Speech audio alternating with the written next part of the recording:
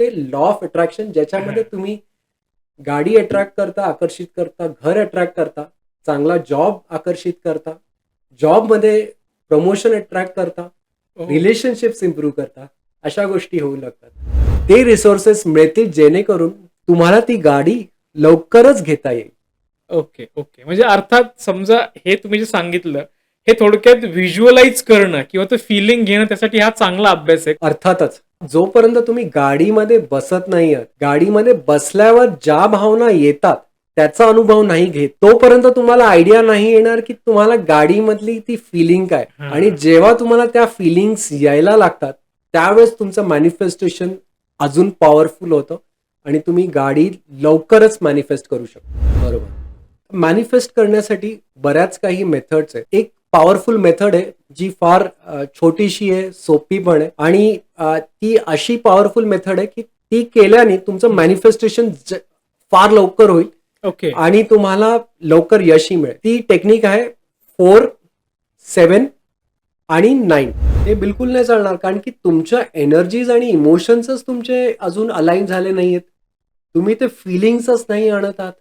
Okay. तुम्ही जोपर्यंत ते फीलिंग्स आणत नाही आहात, जोपर्यंत ती जेन्युइन फीलिंग्स आणत नाही आहात, तोपर्यंत मॅनिफेस्टेशन नाही काम करणार. आपण असा पण थॉट आणायचा की आपल्याजवळ पैसे येतात ते वेगळ्या-वेगळ्या दिशेने आहे. कारण की युनिव्हर्स आपल्याला देताना कुठून सगळीकडून देतो. तर काही-काहींना जो अनुभव आलाय, प्रत्यय आलाय, तर त्याच्यातून त्यांना अनएक्सपेक्टेड सोर्सेसकडनं पैसे आलेत. म्हणजे ज्याच्याकडून कधीच अपेक्षा नव्हती अशा सोर्सेसकडनं आलेत ओके. पैसे. कधी-कधी त्यांना अशा गोष्टीतून आले जिथे त्यांना वाटलेलंच नव्हतं की ह्याचे पैसे मिळणार आहेत आणि ते अचानक त्यांच्या बँकेत आले. आता नुकताच झालेला एशिया कप, हां. त्याच्यामध्ये तुम्हाला एक खेळाडू माहिती असेल, रिंकू सिंग. हां. तर तुम्ही क्रिकेटमध्ये तुम्हाला रस आहे का? हां. येस. नाही मी पाहिलं होतं ते. येस. त्याला विचारलं गेलेलं, त्याला सबंध टुर्नामेंटमध्ये चान्स नव्हता हं. मिळत आणि त्यांनी फक्त एवढंच मॅनिफेस्टेशन ठेवलेलं, की मी खेळतोय, मला माहिती नाही कसा खेळतोय, हां. पण मी फायनलचा विनिंग रन हां. मारतोय. आणि ते फायनलमध्ये तसंच झालं. शेवटच्या बॉलला करेक्ट, त्याला, करेक्ट, पण त्यांनी तो विनिंग रन स्कोर केला आणि करेक्ट, त्याच्या बॅटून तो गेला. म्हणजे हे त्याचं मॅनिफेस्टेशन एवढं स्ट्राँग होतं, की करेक्ट. त्याला हां. त्याच्या टीमसाठी कॉन्ट्रिब्यूट करायचं होतं.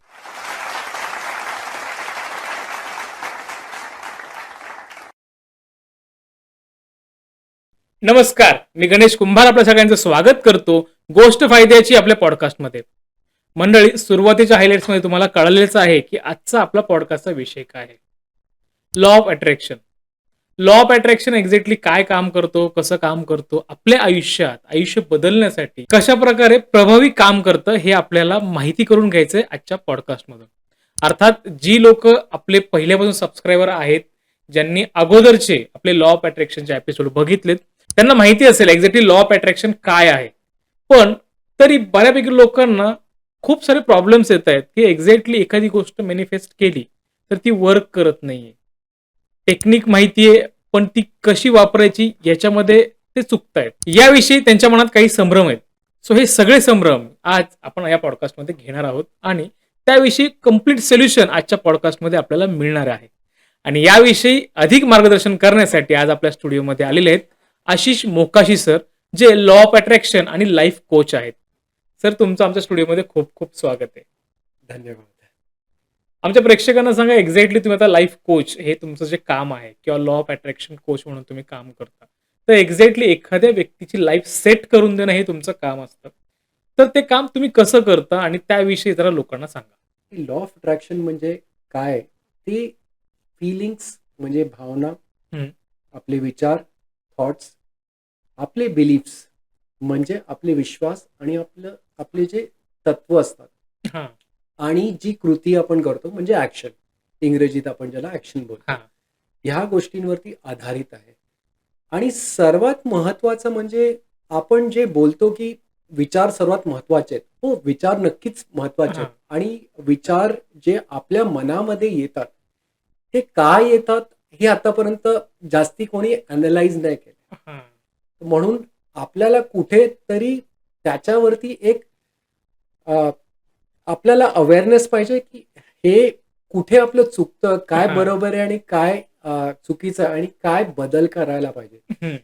त्या बिलीफ सिस्टमवरती काम केल्यावर मग आपण आपली ओळख बदलू शकतो, म्हणजेच आपली आयडेंटिटी बदलू शकतो. करेक्ट. आणि जेव्हा आपण आयडेंटिटी बदलतो, त्यावेळेस आपण आपल्या एनर्जीजवरती पण काम करतो. आपण आपल्या एनर्जीज अलाइन करायला लागतो.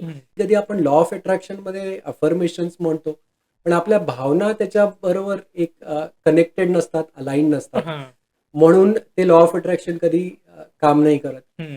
कधी आपले जे बिलीफ सिस्टम्स असतात, ते आपले वेगळे असतात. म्हणून आपलं लॉ ऑफ अट्रॅक्शन काम नाही करत. कारण करेक्ट. की आपल्याला पैसा हवा असतो.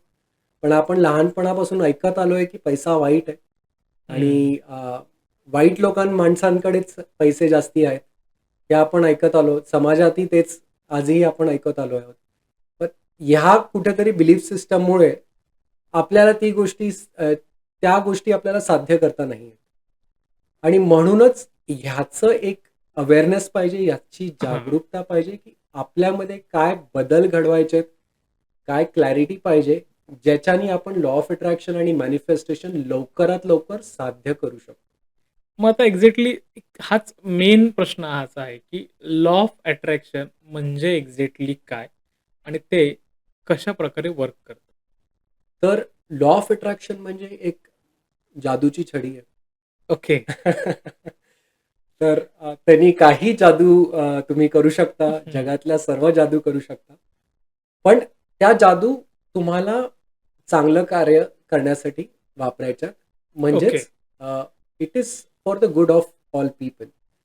याच्यामध्ये काय होतं, की तुम्ही स्वतःच्या एनर्जीजमध्ये काम करता. तुम्ही स्वतःच्या ज्या आतल्या ऊर्जा असतात, त्यांना तुम्ही इम्प्रूव्ह करता. हां. तुम्ही तुमच्या माइंडसेटवरती काम करता.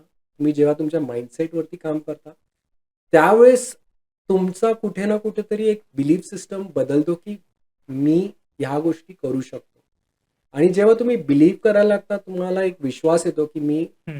ही ही गोष्ट माझ्या आयुष्यामध्ये आली आहे. तर सर्वात मोठी गोष्ट म्हणजे लॉ ऑफ अट्रॅक्शननी तुम्ही जे पाहिजे ते मिळवू शकता. पण ती गोष्ट मिळवण्यासाठी तुम्ही जे व्यक्ती बनता, तीच सर्वात पॉवरफुल गोष्ट आहे. करेक्ट. की तुम्ही $1,000,000 तुमच्याकडे तुम्हाला पाहिजेत. एक मिलेनियर तुम्हाला बनायचं आहे. पण मिलेनियर बनण्यासाठी ज्या जर्नीच्या थ्रू तुम्ही जाता, ज्या गोष्टी तुम्ही जगता, ज्या गोष्टी तुम्ही स्वतःमध्ये बदल आणता, स्वतःमधून तुम्ही जे चेंजेस आणता, हां. त्या गोष्टी करताना तुम्हाला कळतो, की मी केवढ्या गोष्टी करू शकतो आणि माझ्यामध्ये केवढी जास्ती क्षमता आहे, माझं केवढं जास्ती पोटेन्शियल आहे. हं. ते आतलं जे पोटेन्शियल आहे, आतली जी शक्ती आहे, ती आपली जागरूक होते आणि आपल्याला कळतं, की आपण काय-काय मिळवू शकतो, जर आपण प्रयत्नांची पराकाष्ठा करतो तेव्हा. आता हे लॉ ऑफ अट्रॅक्शन एक्झॅक्टली कुठे-कुठे वर्क करतं? लॉ ऑफ अट्रॅक्शन तुम्ही तुमच्या सर्वात प्रथम तुमच्या आरोग्यासाठी वापरू शकता, ओके. हेल्थसाठी. तुम्ही तुमच्या रिलेशनशिपसाठी वापरू शकता. हं. तुमचे जे काय आतापर्यंत तुमचे रिलेशन्स आहेत, त्यांच्यावरती तुम्ही लॉ ऑफ अट्रॅक्शनचा प्रभाव आणू शकता. तुम्ही तुमच्या फायनान्सेसवरती, पैशावरती, मनी हां. अट्रॅक्शनसाठी वापरू शकता. तुम्ही तुमचे गोल्स अचीव्ह करू शकता लॉ ऑफ अट्रॅक्शननी.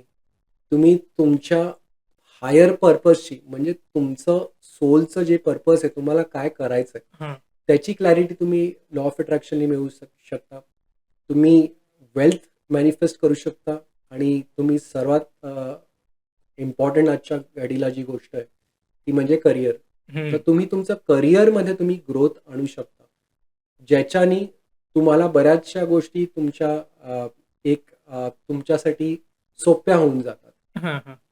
आणि तुम्ही एक म्हणजे तुमच्या आतलं जे पोटेन्शियल जेव्हा बाहेर येतो, तर तुम्ही ज्या गोष्टींना पूर्वी तुम्हाला फार वेळ लागायचा, त्या गोष्टी तुम्ही एकदम आरामात, सहजरित्या साध्य करायला लागता. तुमच्याजवळ समोरून येतात आणि तुम्हाला त्या गोष्टी त्यांचा पाठलाग करण्याची गरज नाही पडत. ओके. चेस करण्याची गरज नाही पडत. तुम्ही त्या गोष्टी अट्रॅक्ट करता म्हणजे आकर्षित करता. ओके. म्हणून तो कॉन्सेप्ट आहे लॉ ऑफ अट्रॅक्शन, ज्याच्यामध्ये तुम्ही गाडी अट्रॅक्ट करता, आकर्षित करता, घर अट्रॅक्ट करता, चांगला जॉब आकर्षित करता, जॉबमध्ये प्रमोशन अट्रॅक्ट करता, हो. रिलेशनशिप्स इम्प्रूव्ह करता. अशा गोष्टी होऊ लागतात. बऱ्यापैकी मी लोकांच्या स्टोरीज वगैरे बघतो, की एखादी गाडी मॅनिफेस्ट केलेली होती आणि ती गाडी बरोबर वर्षभर त्यांनी टार्गेट ठेवलं, वर्षभरात त्यांना ती गाडी मिळाली. तर एक्झॅक्टली हे वर्क कसं करतं? हे कसं शक्य होतं? तर मी सर्वात प्रथम एक ट्रिक सांगू इच्छितो आणि त्या ट्रिकमध्ये तुम्हाला असं करायचं आहे, की तुम्ही गाडीच्या शोरूममध्ये जा. हां. ती कुठलीही गाडी असो. तुम्हाला गाडी जी पाहिजे, ज्या ब्रँडची पाहिजे त्या शोरूममध्ये जा. त्या शोरूममध्ये ती गाडी जी तुमची असेल, ड्रीम कार असेल, हं. त्या गाडीत बसा आणि ती फीलिंग जी आहे, ती तुम्ही एक्सपिरियन्स करा. तिथे ओके. त्या गाडीत बसल्यावर कसं वाटतं? त्या गाडीचा सुगंध कसा येतो? ओके. ती वाइब कशी मिळते तुम्हाला? आणि मग तुम्ही टेस्ट ड्राईव्हसाठी बुक करा. आणि बुक केल्यावर तुम्हाला कळेल, की ह्या गाडीमधून अशी मजा येते आणि मला ती फीलिंग आहे हां. आणि तुमचं गाडीबरोबर एक कनेक्शन बनतो. हां. आणि तुम्ही असं बिलीव्ह करायला लागता, असा विश्वास ठेवायला लागता, की गाडी ती तुमचीच आहे. फक्त ओके. ती आज नाही तर उद्या नाही तर परवा येईल तुमच्या घरामध्ये. हां. हां. त्याच्यानंतर तुम्हाला काय करायचं, घरी येऊन त्या फीलिंग बद्दल एक एक व्हिज्युअलाइज करायचं, हां. की ती फीलिंग कशी होती. आणि तुम्हाला साधारणतः एक 21 दिवस तरी तुम्हाला त्याची प्रॅक्टिस करायची आहे. ओके. तुम्ही पाहिजे तर वेगळ्या वेगळ्या शोरूममध्ये जाऊन परत तो अनुभव घेऊ शकता.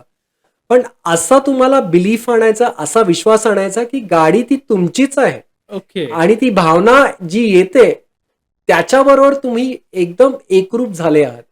तुम्हाला वाटतोय, की ती भावना आहे, ती माझ्या आतमध्येच आहे आणि ओके. गाडी केव्हा ना केव्हा तरी तुमच्या घरामध्ये येईल किंवा युनिव्हर्सकडून तुमच्याकडे ते रिसोर्सेस मिळतील जेणेकरून तुम्हाला ती गाडी लवकरच घेता येईल. ओके. ओके. म्हणजे अर्थात समजा हे तुम्ही जे सांगितलं, हे थोडक्यात व्हिज्युअलाइज करणं किंवा ते फीलिंग घेणं त्यासाठी हा चांगला अभ्यास आहे खरं. कारण लोकांना हाच प्रॉब्लेम येतो, की एक्झॅक्टली गाडीचे चित्र बघून फीलिंग कसे आणायचे. तर मला वाटतं जर शोरूममध्ये जाऊन तुम्ही स्वतः अनुभवलं, तर ते व्हिज्युअलायझेशनला, त्या फीलिंगला जास्त पॉवर मिळेल. हो, अर्थातच. कारण की जोपर्यंत तुम्ही गाडीमध्ये बसत नाही आहात, गाडीमध्ये बसल्यावर ज्या भावना येतात, त्याचा अनुभव नाही घेत, तोपर्यंत तुम्हाला आयडिया नाही येणार, की तुम्हाला गाडीमधली ती फीलिंग काय? आणि हां. जेव्हा तुम्हाला त्या फीलिंग्स यायला लागतात, त्यावेळेस तुमचं मॅनिफेस्टेशन अजून पॉवरफुल होतं आणि तुम्ही गाडी लवकरच मॅनिफेस्ट करू शकता. आता मला एक सांगा, आता ही तुम्ही डायरेक्ट आपण विषयाला हात घातला, की एखादी गाडी समजा आपल्याला हवी ती मॅनिफेस्ट कशी करू शकतो, की याचं तुम्ही एक उदाहरण दिलं. काही ऑडियन्स आत्ताच आपल्याला जॉइन झाले असेल, ज्यांना या कॉन्सेप्टबद्दल काहीच माहिती नाहीये. सो त्यांच्यासाठी, की एक्झॅक्टली एखादी गोष्ट जर मॅनिफेस्ट करायची आहे आपल्याला, तर त्यासाठी काय-काय मेथड्स आहेत, जरा त्याविषयी सांगा? बरोबर. मॅनिफेस्ट करण्यासाठी बऱ्याच काही मेथड्स आहेत आणि सर्वात एक एक पॉवरफुल मेथड आहे, जी फार छोटीशी आहे, सोपी पण आहे आणि ती अशी पॉवरफुल मेथड आहे, की ती केल्याने तुमचं मॅनिफेस्टेशन फार लवकर होईल ओके. आणि तुम्हाला लवकर यशही मिळेल. ती टेक्निक आहे 4, 7 आणि 9. ओके. 479. 4, 7, 9. 4, 7, 9. हां. म्हणजे तुम्ही श्वास आतमध्ये घ्या. हं. 4 सेकंद श्वास आतमध्ये घेताना मोजा आणि तो श्वास आत घेताना एक इंटेन्शन ठेवा. जी गोष्ट तुम्हाला पाहिजे तुमच्या आयुष्यामध्ये. तो इंटेन्शन तसा ठेवा आणि नंतर 7 सेकंद तो श्वास ठेवा आणि ठेवताना असं इंटेन्शन ठेवा, की ती गोष्ट तुमच्या आयुष्यामध्ये ऑलरेडी आहे. हां. ती गोष्ट जगताय, ती तुमच्याबरोबर आहे. आणि असं म्हणा स्वतःला, की ही गोष्ट तर आहेच माझ्याकडे आणि धन्यवाद म्हणा युनिव्हर्सला. आणि नंतर श्वास सोडताना 9 सेकंदांनी सोडा. 9 सेकंद असे मोजा आणि श्वास ज्यावेळेस सोडता, त्यावेळेस तुम्हाला असं एक आनंदाची भावना ठेवायची आहे, ग्रॅटिट्यूडची भावना ठेवायची, की तुम्हाला युनिव्हर्सनी ही गोष्ट दिली आहे. त्याबद्दल तुम्ही आभारी आहात. आणि युनिव्हर्सला एक थँक म्हणायचं आहे. आभार व्यक्त म्हणायचे. म्हणजे साधारण समजा मी श्वास घेतोय. श्वास घेताना पहिले 4 सेकंद 1, 2, 3, 4 मनातल्या मनात मोजले. त्यावेळेस मॅनिफेस्ट केली, की एखादी गाडी मला जेव्हा त्या गाडीचं चित्र मी डोळ्यासमोर आणलं. देन नेक्स्ट तुम्हाला 7 होल्ड सेकंद करायचंय. होल्ड करायचा तो श्वास. ओके. आणि तुम्हाला ते विश्वास ठेवायचा आहे, की ती गोष्ट तुमच्या आयुष्यामध्ये ऑलरेडी आहे. ओके. देन ती व्हिज्युअलाइज करायची, की ती मी त्याच्याबरोबर राहतोय किंवा मी ती चालवतोय समजा गाडी असेल तर. हो. ओके. ती गाडी चालवता तुम्ही आणि ती तुम्ही फॅमिलीला पण घेऊन जाताय कुठे हां. बाहेर गावी वगैरे कुठे फिरायला वगैरे घेऊन जाताय आणि असं तुम्हाला व्हिज्युअलाइज 7 करायचं सेकंद. 7 सेकंड आणि 9व्या नंतर मग तुम्ही श्वास जेव्हा बाहेर काढता त्यावेळेस तुम्हाला असं व्हिज्युअलाइज करायचंय की युनिव्हर्सनी जे काय तुम्हाला दिलं त्याबद्दल तुम्ही आभार व्यक्त करत आहात. तुम्हाला कृतज्ञता व्यक्त करायची, ग्रॅटिट्यूड व्यक्त ओके. करायचं युनिव्हर्सला आणि सांगायचं की ही गोष्ट आहे, त्याबद्दल मी खूप खुश आहे आणि युनिव्हर्स जे काय तू देत राहतो मला, त्याबद्दल मी तुझे आभार व्यक्त ओके. करू धन्यवाद. इच्छितो. याच्याने काय होतं, जेव्हा तुम्ही थँक यू म्हणता युनिव्हर्सला, ग्रॅटिट्यूड हं. एक्सप्रेस करता, त्यानी तुमची एनर्जी अजून वाढते. तुम्ही ज्याच्यावरती ज्या चांगल्या गोष्टीसाठी आपण आभार व्यक्त करतो, हां. त्या गोष्टी युनिव्हर्स आपल्याला अजून जास्ती देत राहतो. आता याला काय ब्रीथिंग टेक्निक म्हणतात का? हो, ही एक ब्रीथिंग टेक्निक आहे, जी एक मॅनिफेस्टेशनसाठी वापरू शकतो आपण ओके. आणि त्या टेक्निकनी तुमचे रिझल्ट्स फार लवकर येतात. ओके. आणि अशा बऱ्याच टेक्निक्स आहेत आणि दुसरी एक टेक्निक आहे, ती आहे त्या टेक्निकमध्ये पण परत आकडेच आहेत. ते हां. आकडे म्हणजे 369 3, ओके. 6, 9. हां. त्याच्यामध्ये तुम्हाला सुरुवातीला सकाळी उठल्यावर अफर्मेशन लिहायचंय. हं. अफर्मेशन तुम्हाला लिहायचंय, वर्तमान काळात लिहायचं की धन्यवाद युनिव्हर्स, मी आभारी आहे. माझ्या आयुष्यामध्ये ही गोष्ट आहे आणि ते 3दा लिहायचंय. ओके. एक नाश्त्याच्या वेळेस लिहा किंवा सकाळी उठल्यावर लिहा. नंतर तुम्हाला 6 वेळा एक जेवणाच्या टायमाला, जेवणानंतर 6 वेळा ते अफर्मेशन पुन्हा तुम्हाला लिहायचंय तसंच्या तसं. ओके. आणि एक आभार व्यक्त करायचा, ती गोष्ट ऑलरेडी आहे. आणि असं तुम्हाला अज्युम करायचं, असं गृहीत धरायचं की ती गोष्ट ऑलरेडी आहे आणि तुम्ही निश्चिंत आहात. ओके. एक सिक्युरिटी तुम्हाला फील करायची आहे. हं. एक अशी भावना आणायची की तुमच्या आयुष्यामध्ये ती गोष्ट ॲक्चुअली आहेच. हं. आणि मग संध्याकाळी तुम्ही 9 वेळा ते अफर्मेशन लिहायचं, ज्याच्यामध्ये ओके. तुम्हाला परत ती भावना आणायची लिहिताना की ती गोष्ट आहे आणि तुम्ही आभारी आहात त्या गोष्टीसाठी. ओके. ओके. मग 369 असं नाव आहे या टेक्निकचं. या टेक्निकचं आणि ते एक म्हणजे एक जर्नलिंग टेक्निक आहे, अफर्मेशन टेक्निक आहे, ज्याच्यामध्ये आपण अफर्मेशन लिहितो.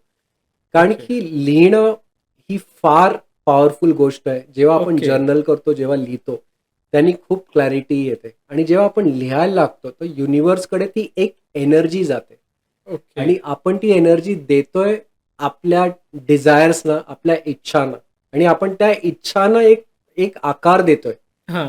आणि त्यांनी काय व्हायला लागतो, की आपला जो मेंदू आहे, आपला ब्रेन आहे, त्याचा विश्वास बसतो, की ही गोष्ट ऑलरेडी आहे आणि तो हं. ऑलरेडी त्या दिशेने काम करायला लागतो. आणि 369 हे टेक्निक तुम्ही 30 दिवस आता हे 369 झालं. पण काही जण पाणी जे आपण रोज पाणी पितो, पाण्याबरोबर पण मॅनिफेस्ट करायला सांगतात. तर एक्झॅक्टली ते काय मेथड आहे? ते पाण्याचं टेक्निक आहे, ते फार पॉवरफुल टेक्निक आहे आणि पाण्यामध्ये काय एक एनर्जी असते. हां. डॉक्टर मसारू इमोटोनी एक्सपेरिमेंट केलेले, ते हां. जॅपनीज सायंटिस्ट आहेत आणि त्यांनी पाण्याच्या हे सॅम्पल्सवरती वेगळे शब्द लिहिलेले हां. आणि ते शब्द काही पॉझिटिव्ह शब्द होते, काही निगेटिव्ह होते आणि ते आपण त्या पाण्याला त्यांनी एक त्याचा बर्फाच्या स्वरूपात त्यांनी स्टोअर केलं आणि नंतर मायक्रोस्कोप खाली बघितलं, हां. तर जे पॉझिटिव्ह शब्द होते, त्या पाण्याचा आकार फार सुंदर होता, रेखीव होता ओके. आणि जे निगेटिव्ह शब्द होते, त्या निगेटिव्ह शब्दांच्या एनर्जीमुळे ते जे आकार झालेले, ते अगदी विद्रूप होते आणि बरोबर नव्हते. ओके. तर आपण पाण्याला जी एनर्जी देतो, पाणी ती एनर्जी ॲब्झॉर्ब करतो. म्हणून आपण पाण्याला जेव्हा पॉझिटिव्ह एनर्जी, हं. पॉझिटिव्ह इंटेंटनी पितो आणि म्हणतो की हे झालेलं आहे आणि पाणी तर आपण नेहमीच पीत राहतो. हं. तर त्या गोष्टी लवकर होतात. पण ह्याच्यामध्ये तुमचं वॉटर मॅनिफेस्टेशन पण बऱ्याच लोकांचं, माझ्याकडे बरेच स्टुडंट्स आहेत, माझे हां. मेंबर्स आहेत, ते अगोदर बोलत होते की का नाही काम करत आहे. त्यांनी फार प्रयत्न केले आणि वॉटर मॅनिफेस्टेशन त्यांचं अजिबात काम नव्हतं करत. ओके. आणि त्याचं मुख्य कारण काय, की तुमचे फीलिंग्स आणि इमोशन्सच अलाइन्ड नाही आहेत. हां. तुम्ही दिवसभर सतत कंप्लेन करत राहता, सतत दोष देत राहता, सतत म्हणता की परिस्थिती फार वाईट आहे, हां. सगळीकडे निगेटिव्हिटी आहे, माझं काहीच चांगलं नाही होत आहे, हे माझ्याबरोबरच का होतंय, हां. अशा माइंडसेटमध्ये येता तुम्ही आणि नंतर मग ते पाणी प्यायला जाता आणि म्हणता करेक्ट. की हे झालेलं आहे. तर त्यांनी नाही होणार. तर हां. तुम्हाला त्यासाठी तुमचे इमोशन्स पण त्या लेव्हलचे पाहिजेत. इमोशन्स त्या लेव्हलला अलाइन झाले पाहिजेत, जे तुमचे गोल्स आहेत, ओके. जे तुमचे इंटेन्शन्स आहेत. म्हणून तुम्हाला इमोशन्सची फ्रिक्वेन्सी हाय लेव्हलला आणावी लागते. त्यावेळेस तुम्ही मॅनिफेस्टेशन लवकर करू शकता आणि त्यावेळेस मग तुमचं वॉटर टेक्निक, पाण्याचं टेक्निक आहे, ते फार चांगलं काम करतं. Okay, okay. एक्झॅक्टली आपल्या प्रेक्षकांना सांगा, की समजा पाणी आपण रोज पितो, ग्लासातून, तांब्यातून, बॉटलमधून. तर त्या पाण्याला एक्झॅक्टली काय म्हणायचंय, किती वेळ म्हणायचंय, किती दिवस म्हणायचंय आणि कसं म्हणायचंय? तर जर तुम्ही बॉटल वापरत असाल, तर बॉटलवरती एक तुम्ही साधं एक अफर्मेशन लिहा. हं. जी गोष्ट तुम्हाला पाहिजे, ते हं. फक्त लिहा, की ही गोष्ट झालेली आहे. ओके. जसं की? आता समजा आपल्याला एक चांगला जॉब पाहिजे असेल, तर तुम्ही हं. लिहू शकता, की हा जॉब माझाच आहे आणि मला मिळालाय. धन्यवाद युनिव्हर्स. ओके. एवढंच लिहा आणि ते विसरून जा. कारण की कधी-कधी काय होतं, की आपण लिहितो हं. आणि नंतर आपण काय करतो, आपण डेस्परेशनमध्ये येतो. म्हणजेच आपल्याला कधी-कधी नैराश्य होतं, की काही मी करतो होत का नाही? हां. तर आपल्याला पहिली गोष्ट म्हणजे आपल्याला एक गोष्ट ही करायची आहे, आपल्याला गोलपासून डिटॅच व्हायचं आहे. ओके. म्हणजे आपल्याला एक अंतर ठेवायचं आहे. आपल्याला असा विश्वास आणायचा, की ती गोष्ट आपल्या आयुष्यात आहे हं. आणि नंतर आपल्याला ती भावना आणायची आहे. आणि जेव्हा आपण पाणी पितो त्यावेळेस आपल्याला एक थँक यू म्हणायचं आणि नंतर विसरून जायचंय. असा बरं. विश्वास ठेवायचा की आयुष्य खूप सुंदर आहे. बऱ्याचशा गोष्टी मला ज्या पाहिजेत, त्या युनिव्हर्सकडनं मला मिळत राहतात हं. आणि योग्य त्या वेळेस मला मिळतायत. ज्या व्यक्तीकडे सध्या जॉब नाहीये, तर त्यांनी ही भावना आणायची आहे मनामध्ये, की माझ्याकडे जॉब असेल तरी मी खुश आहे, नसेल तरी खुश आहे. ओके. ज्याला प्रमोशन पाहिजे, ज्याला करिअरमध्ये ग्रोथ पाहिजे, त्यांनी हा विश्वास ठेवायचा आहे, की मला प्रमोशन दिलं तरी मी खुश आहे, मला प्रमोशन नाही दिलं तरी खुश आहे. Intention okay. मात्र त्यांनी पाण्यावरती तसं लिहायचं आहे. पण त्याच्या आतमध्ये ती जी फीलिंग आहे, ती नेहमी एक हायर इमोशन असायला पाहिजे, हायर हं. फीलिंग असायला पाहिजे. हॅपीनेस म्हणतो, ग्रॅटिट्यूड म्हणतो, कृतज्ञता किंवा आनंद. ह्या फीलिंगने हं. जेव्हा तुम्ही पाणी पिता, त्यावेळेस ते मॅनिफेस्टेशन फार लवकर काम करतो आणि तुम्ही तसे प्रयत्नही करू लागता. मॅनिफेस्टेशनमध्ये नुसतंच आपण अफर्मेशन लिहून चालत नाही, आपल्याला तसे प्रयत्नही करावे लागतात. हां. म्हणजे मॅनिफेस्टेशननी काय होतं, की आपल्या प्रयत्नाला एक बूस्ट मिळतो ओके. आणि ते एक रॉकेटसारखं आपल्याला पुढे आणतो. Okay, okay, okay. मग तुम्ही आता जे म्हणता विसरून जायचं, मग ते विसरायचं जर म्हटलं, तर विसरणं आणि प्लस फीलिंग्ज पण आणलं. हे जरा 2 विरोधाभास होत आहेत, मला असं बरोबर. वाटतं. तर ह्याचं मी तुम्हाला एक उदाहरण देतो, की जेव्हा तुम्ही म्हटलं, की मला ही गोष्ट पाहिजेच आणि तुम्ही दिवसातले 24 तास पाहिजेच करत बसला, हं. तर त्यांनी काय होतं, की ती गोष्ट मध्ये आणि आपल्यामध्ये खूप जास्त एक रेझिस्टन्स येतो हं. आणि त्या रेझिस्टन्समुळे ती गोष्ट आपल्याकडे जवळ येण्याच्या अगोदर लांब जात राहते. ओके. म्हणून कधी-कधी आपल्याला असा विश्वास ठेवायचा की ती गोष्ट माझीच आहे आणि ती येईल. हं. त्यावेळेस ती गोष्ट लवकर येते. ओके. पण ज्यावेळेस तुम्ही सारखा विचार करता, हं. तुमच्या मनामध्ये एक दडपण येतो आणि तुमची फ्रिक्वेन्सी लो होते. ओके. म्हणून कुठे ना कुठेतरी विसरणं ह्याचा अर्थ हा आहे, की तुम्ही एक गृहीत धरत आहात, की ती गोष्ट माझीच आहे. मग ओके. मी कशाला विचार करू जास्त? हं. ज्या गोष्टी तुमच्या आहेत, तुम्ही त्याचा सारखा विचार करता का? नाही.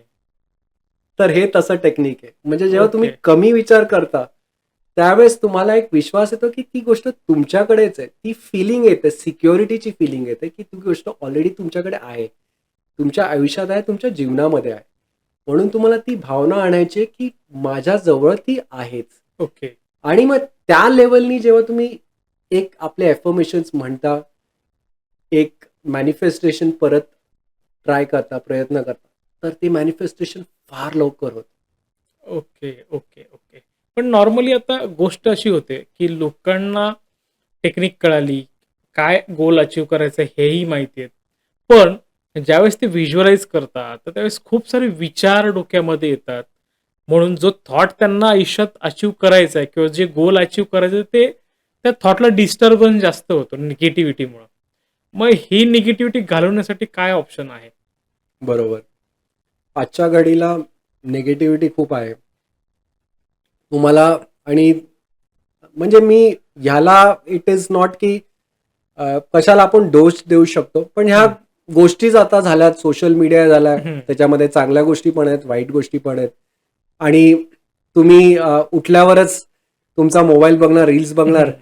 तर ज्या गोष्टी निगेटिव्ह येतात त्या तुमच्यासमोर पहिले येतात. बरोबर. तर असं झालंय सगळं. तर त्यामुळे तुम्हाला काय करायचं, की उठल्यावर पहिलं सर्वात प्रथम एक एक ग्रॅटिट्यूडची फ्रिक्वेन्सी आणायची, थँक यू म्हणायचं युनिव्हर्सला. ओके, कृतज्ञता व्यक्त करायची आहे, की तुमच्या आयुष्यामध्ये ज्या गोष्टी आहेत, त्याच्याबद्दल मी एक कृतज्ञता ठेवतो, आभार व्यक्त करतो ओके. आणि धन्यवाद युनिव्हर्स, थँक यू युनिव्हर्स, ते म्हणायचं आहे. नंतर तुम्ही एक 10 मिनिटाचं जरी मेडिटेशन असू शकतं तुमचं हं. कुठलंही. तुम्ही होपोनोपोनो प्रेयर म्हणा. ओके. हां. त्यांनी तुमची फ्रिक्वेन्सी हाय करू शकता. तुम्हाला जे मेडिटेशन जमतो ते करा. मी असं नाही म्हणत आहे, की तुम्ही हेच करा किंवा हं, तेच करा. पण it is a form of silencing your mind. हं. आणि जेव्हा तुम्ही सायलेन्स माइंडला करता, त्यावेळेस चमत्कार घडायला लागतात. ओके. आणि जेव्हा तुम्ही एक म्हणजे तुमचं मन आहे आपल्या महाराष्ट्र हा जो देश आहे, तो एक संतांचा देश आहे. हं, महाराष्ट्र हे राज्य आहे, ते संतांचं राज्य आहे. हं. आणि ह्यामध्ये असे संत झालेत, ज्यांनी प्रत्येकाने आपल्याला बरंच काही दिलंय. हं, तर प्रत्येक संतांनी आपल्याला हेच सांगितलं, की आपण आपल्या मनाला गोंजारून जिंकू शकतो. हं, हं. मनाला जर तुम्ही बळजबरीने जिंकायला जाल, तर ते कधी तुमचं ऐकणार नाही. म्हणून करेक्ट. गोंजारून, मेडिटेशन करून, प्रेमाने तुम्ही मन आपलं शांत करून मग मॅनिफेस्टेशनचा प्रयत्न करा. त्याच्यानंतर व्हिज्युअलायझेशन करा. हां. त्यावेळेस तुमची एनर्जी हाय असते. तुमचे इमोशन्स पॉझिटिव्ह असतात आणि जेव्हा तुम्ही पॉझिटिव्ह स्टेटमध्ये असता, त्यावेळेस तुमचं मॅनिफेस्टेशन फार पॉवरफुल होतो, फार लवकर होतो. कारण की तुमच्या इंटेन्शनमध्ये तुम्हाला क्लॅरिटी असते. हां. ओके. तर सर आपण ज्या गोष्टीवर आत्तापर्यंत चर्चा करतोय लॉ ऑफ अट्रॅक्शन किंवा ज्या टेक्निक्स तुम्ही सांगितल्या, की एखादी गोष्ट मॅनिफेस्ट करण्यासाठी काय टेक्निक्स तुम्ही सांगितलेल्या आहेत. पण ही चर्चा जी करतोय आपण, तर त्याच्या मागे काय सायंटिफिक बेस आहे? त्यामागचं सायंटिफिक बेस म्हणजे क्वांटम फिजिक्स आणि क्वांटम फिजिक्स हे एवढं पॉवरफुल. सर क्वांटम फिजिक्समध्ये एक जो कॉन्सेप्ट आहे, तो म्हणजे जे आपण ऑब्झर्व करतो, हां. ते चेंज होतं. आणि तो असा कॉन्सेप्ट आहे, की पार्टिकल्स फिजिक्समधला कॉन्सेप्ट आहे. जेव्हा हं, पार्टिकल्सला स्टडी केलं झालं, हं. स्टडी केलं गेलं, तर त्यावेळेस त्यांना हे आढळलं, की जे पार्टिकल्स त्यांच्याजवळ बघत होते, हां. त्यांचं अगोदरचं जे वागणं होतं ते वेगळं होतं आणि बघायला सुरुवात केली, ऑब्झर्व्ह करायला सुरुवात हां. केली, तर त्या पार्टिकल्सचं बिहेवियर, वागणं चेंज झालं. ओके. म्हणजेच लॉ ऑफ अट्रॅक्शनचं जे प्रिन्सिपल आहे, attention where attention goes energy flows. आपण ज्या ओके. गोष्टीवरती फोकस करतो, तिकडे आपली एनर्जी जाते. युनिव्हर्सकडून तिकडे एनर्जी जाते. समजा रेग्युलर आयुष्यात आपण क्वांटम फिजिक्स जर अनुभवायचं असेल, तर ते कुठे-कुठे एक्झॅक्टली आपल्याला दिसू शकतं? तर रेग्युलर आयुष्यामध्ये आपल्याला क्वांटम फिजिक्स बऱ्याच रेग्युलर आयुष्यात दिसतो. हं. आणि एक मी उदाहरण देऊ इच्छितो ते म्हणजे मायकल फेल्प्स. हं. आणि त्यांनी त्यांनी 23 गोल्ड मेडल जिंकलेले हां. स्विमिंगमध्ये. हां. अमेरिकेचा ॲथलीट होता तो, स्विमर होता. हं. तर त्याला बीजिंग ऑलिम्पिकच्या अगोदर त्याला डिप्रेशन आलेलं आणि त्यांनी हा निर्धार केलेला, की मी आता नाही ऑलिम्पिक्समध्ये हां.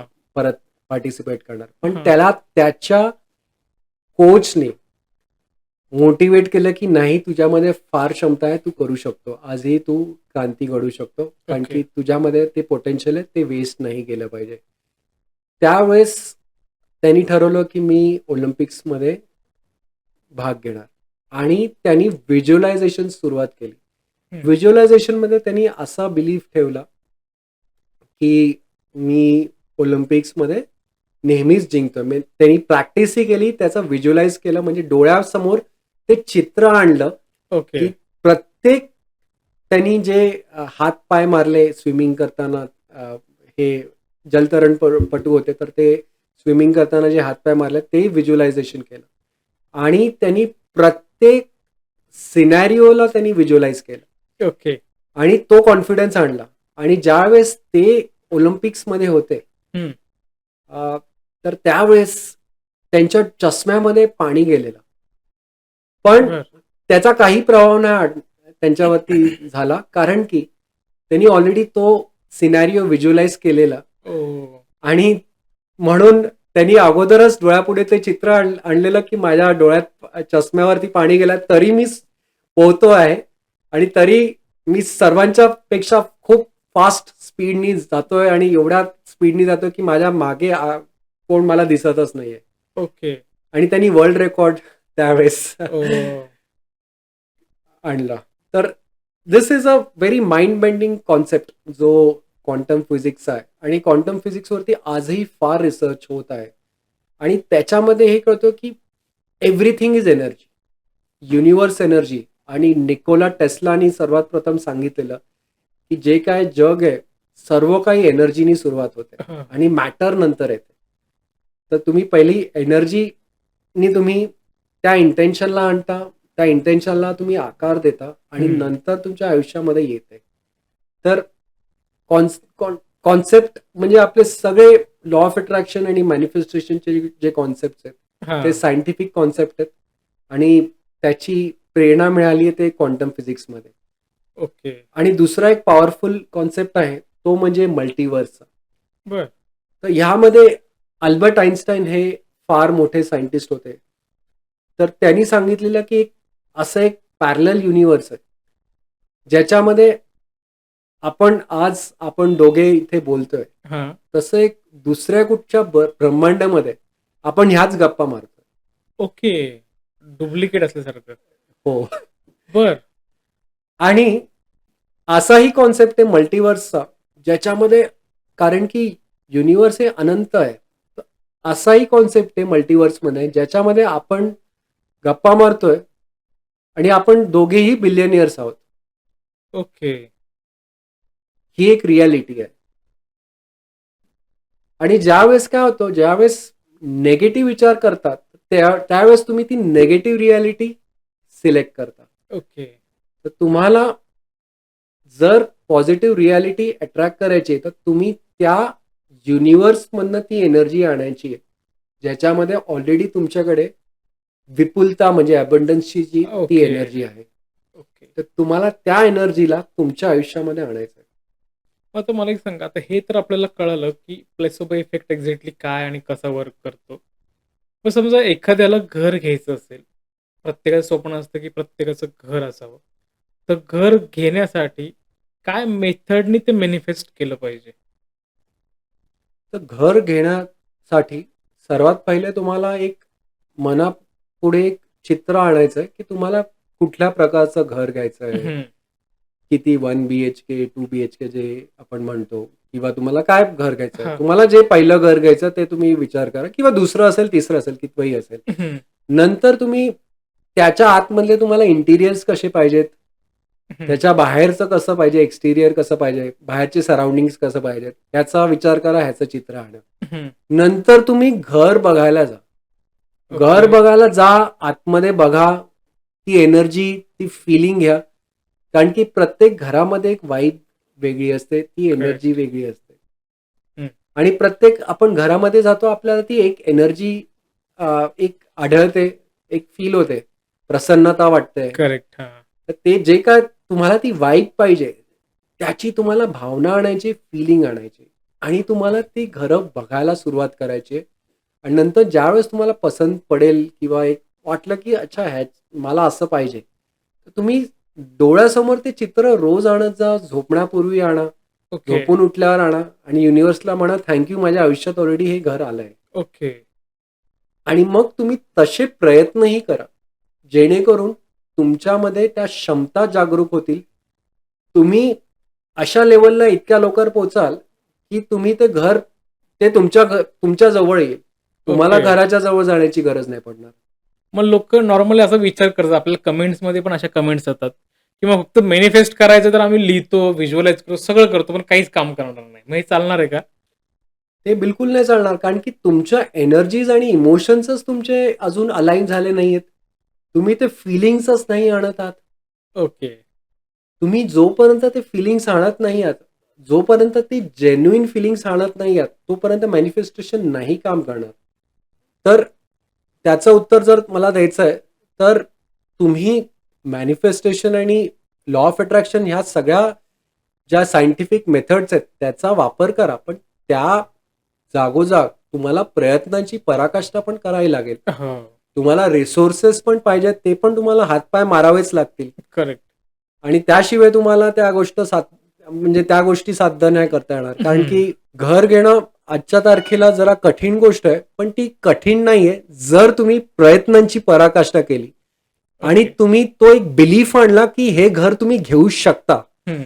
आणि तुम्ही त्या बिलीफ आणल्यानंतर तुम्ही असा व्हिज्युअलाइज करता की माझ्याकडे हे घर येणारच आहे. आणि काही म्हणा, माझ्यामध्ये जी इच्छा आहे, हं. माझी इच्छाशक्ती वापरून मी ते घर घेणारच. त्यावेळेस ते घर येईल तुमच्याजवळ आणि ओके. तुम्ही घ्याल आणि तुम्ही ती फीलिंग आतमध्ये आणा की कसं वाटतं मला घर मिळाल्यावर. लोकं मला अभिनंदन देतायत. हं. लोकांना आनंद मिळतोय. मलाही आनंद मिळतोय. ओके. माझ्या वेल विशर्सना आनंद मिळतोय. माझ्या आई-वडिलांना आनंद मिळतोय. माझे जे काय जवळीक निकटवर्गीय लोकं आहेत, त्यांना फार आनंद मिळतोय. हं. तर अशी भावना आणा आणि त्या व्यतिरिक्त तुम्हाला रोज त्या डिरेक्शनमध्ये तुम्हाला काम करायचं आहे.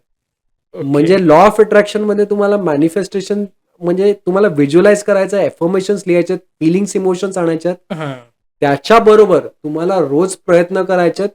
गोल्समध्ये प्रत्येक दिवशी तुम्ही तुमचा जो गोल ठेवला आहे, त्या दिशेने तुम्हाला प्रयत्नांची पावलं पुढे टाकायची आहेत. Okay, okay. म्हणजे एक्झॅक्टली फक्त मॅनिफेस्ट करून, अफर्मेशन बोलून होणार नाही. तुमचं कर्म तुम्हाला करायचंच आहे. हो, हो, काम हे करायचंच आहे. हो. ओके. आता हे तर कळालं, की आपण घर किंवा गाडीसाठी आपण मॅनिफेस्ट करू शकतो. पण रिलेशनशिपमध्ये बऱ्याचदा आपल्याला पाहायला मिळतं, की नात्यांमध्ये दुरावा यायला लागतो. वादविवाद घरामध्ये होतात. तर संबंध सुधारण्यासाठी याचा उपयोग होतो का? हो, नक्की. अर्थातच होतो. आणि त्यासाठी तुम्हाला सर्वात अगोदर तुम्हाला तुमचे रिलेशन तुमच्याबरोबर सुधारायचे आहेत. ओके. तुम्हाला तुमचे जर रिलेशन तुमच्याबरोबर सुधारले नाही, हं. तर तुम्ही बाकीच्यांबरोबर कसे सुधाराल? करेक्ट. तुम्ही स्वतःवर आतापर्यंत प्रेम नाही करत आहात. हं. एक सोपी साधी गोष्ट करा. तुम्ही स्वतःला किती वेळा एक अशी छान मिठी मारून एक आय लव्ह यू म्हणता? नाही, मला वाटतं नाही करत कोणी. तर ते म्हणणं गरजेचं आहे. जेव्हा तुम्ही स्वतःवर प्रेम करता, तेव्हा कुठे तुम्ही दुसऱ्यांवरती प्रेम करू शकता, दुसऱ्यांना प्रेमही देऊ शकता आणि तुमच्या रिलेशनमध्ये गोडवा येतो. ओके. मग ते प्रेम तुम्हाला अगोदर स्वतःच्या आतमध्ये आणायचं आहे आणि हं. मग तुम्हाला रिलेशन्सवरती काम करायचं आहे. तर ह्या ओके. रिलेशन्ससाठी पण आपल्याकडे टेक्निक्स आहेत लॉ ऑफ अट्रॅक्शनमध्ये. हां. जशी ती प्रेयर आहे, होपोनोपोनो प्रेयर आहे. ही एक ओके. हवाईयन प्रेयर आहे आणि फार पॉवरफुल आहे. हं. म्हणजे ह्या प्रेयरमध्ये इतकी ताकद आहे, की तुम्हाला म्हणजे लगेच एक आठवड्याभरातच तुम्हाला रिझल्ट मिळेल. ओके. इतकी पॉवरफुल ती प्रेयर आहे. बरं, मग समजा एखादं रिलेशनशिप असेल, म्हणजे सासू-सुनांचं सध्या आपण बघतो, की प्रॉब्लेम्स आहेत रिलेशनशिपमध्ये. मग सासू आणि सून यांचं रिलेशन सुधारण्यासाठी ही होपोनोपोनो जी टेक्निक आहे, ती कशी वर्क होईल, जरा त्याबद्दल सांगा? तर ह्या प्रेयरमध्ये काही एक गोष्टी आहेत, ज्या तुम्हाला फॉलो करायच्या आहेत. सर्वात हां. प्रथम तुम्हाला म्हणायचं आहे, की I take 100% responsibility of my life. Okay. ही पहिली लाईन आहे. याचा मराठीमध्ये जर मी ट्रान्सलेट केला, तर ह्याचा हा अर्थ होतो, की मी माझ्या जीवनाची 100% जबाबदारी घेतोय ओके. किंवा घेत आहे. हं. आणि नंतर तुम्हाला म्हणायचं आहे, आय एम सॉरी. हं. मला क्षमा करा. हं. नंतर प्लीज फॉरगिव्ह मी. माझी चूक झाली, मला माफ करा. ओके. आणि थँक यू. धन्यवाद. I love you. ओके. आणि हे म्हणताना तुम्हाला त्या भावना आणायच्या. ओके. आणि हे जेव्हा तुम्ही एक आपल्या हृदयापासून ही जी प्रेयर म्हणाल, हं. ही प्रार्थना म्हणाल, तुमच्या डोळ्यातून पाणी यायला लागेल. ओके. आणि ही एवढी पॉवरफुल प्रेयर आहे, की ह्या प्रेयरनी तुमचे रिलेशन्स पण बदलायला लागतील. ओके. तुम्हाला त्या व्यक्तीबरोबर ज्याच्याबरोबर रिलेशन सुधारायची, तुम्हाला हं. त्याची पावलं दिसतील, त्याचा पॉइंट ऑफ व्ह्यू दिसेल, तुमचं कुठे ओके. चुकतं ते दिसेल, त्याबद्दल तुम्ही क्षमा मागाल आणि तुमचे रिलेशन्स आपोआप जी कटुता आहे, हं. ती संपून जाईल. कारण की तुमच्या रिलेशनशिपमध्ये गोडवा येईल, तुमच्यामध्ये गोडवा येईल ओके. आणि तो ओके. लोकांना जाणवेल. ओके. आणि जेव्हा तुमच्यामध्ये गोडवा येतो, जेव्हा तुमच्यामध्ये ती प्रेमाची भावना येते, हं. त्यावेळेस लोकांना पण तुमचा सहवास आवडतो. कारण की हां. तुम्ही इतके पॉझिटिव्ह असता, की लोकांना तुमच्या एनर्जीज आवडतात करेक्ट. आणि लोकं तुम्हाला कॉम्प्लिमेंट करायला लागतात. हं. ते एक साईन आहे युनिव्हर्सकडून, की तुमची एनर्जी फार इम्प्रूव्ह झाली आहे. तुम्हाला लोकं एवढे समोरून काही गोष्टींवरती, क्षुल्लक गोष्टींवरनं तुम्हाला कॉम्प्लिमेंट करतात. म्हणतात, की ही फार छान साडी नेसली आहेस, हं, छान हं. शर्ट आहे. या गोष्टींवरती तुम्हाला कॉम्प्लिमेंट करतात आणि तुम्हाला म्हणतात, की हे फार चांगलं कार्य केलंस, हे फार चांगलं ओके. काम केलंय. ओके. ओके. हे एक चिन्ह आहे युनिव्हर्सकडून, की तुमच्यामधली एनर्जी इम्प्रूव्ह झाली आहे. ओके. ओके. जसं आता म्हटलं रिलेशनशिपमध्ये ना म्हणजे सासू-सुनांचं जे नातं आहे, त्याबद्दल समजा तुम्ही म्हणता ही प्रेयर नुसतीच म्हणायची आहे, का ते व्हिज्युअलाइज करायचं आहे, की दोघी खूप छान गप्पा मारतायत किंवा दोघी कुठेतरी शॉपिंगला गेल्यात, दोघी आनंदात आहे, असं काही करायचंय का? हे त्या व्यक्तीचं चित्र तुम्ही समोर डोळ्यापुढे आणायचं, व्हिज्युअलाइज करायचं हं. आणि चांगल्या ज्या तुमच्या मेमरीज आहेत, चांगल्या आठवणी आहेत, हां. त्यांना व्हिज्युअलाइज करायचंय. नवीन आठवणी तुम्ही बनवू शकता, डोळ्यापुढे ओके. आणू शकता आणि तशा तुम्ही व्हिज्युअलाइज करून त्या प्रेयरला म्हणायचंय आणि I am sorry please forgive me मध्ये तुमच्या ज्या चुका आहेत त्याबद्दल तुम्हाला माफी मागायची आहे, सॉरी हां. म्हणायचंय आणि जेव्हा तुम्ही ते म्हणता, तुमची फ्रिक्वेन्सी आपोआप इम्प्रूव्ह होते आणि ती ओके. फार वरती जाते. तुमची एनर्जी पण हाय होते. कारण की तुम्ही क्षमाच मागतायत. हं. आता समजा पैशाला आकर्षित करायचं आपल्याला, पैसा मॅनिफेस्ट करायचा आहे, तर त्यासाठी काय योग्य पद्धत आहे? बरोबर. तर पैसा तुम्हाला आकर्षित करायचा, मॅनिफेस्ट करायचा, तर सर्वात प्रथम तुम्हाला ॲनलाईज करायचं आहे, तुमची रिलेशनशिप कशी आहे पैशाबरोबर. ओके.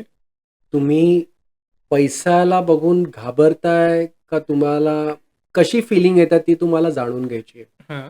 आणि बरेच लोकं काय करतात, की आपल्या पाकिटामध्ये, पर्समध्ये एक 500च्या नोटा जास्ती ठेवत नाही किंवा हाय हां. करन्सी नोट ज्याला म्हणतो आपण, ओके. त्या हां. ठेवत नाही. कारण की त्यांना वाटतं, की कुठून ना कुठून तरी खर्च होईल. खर्च होईल. हां.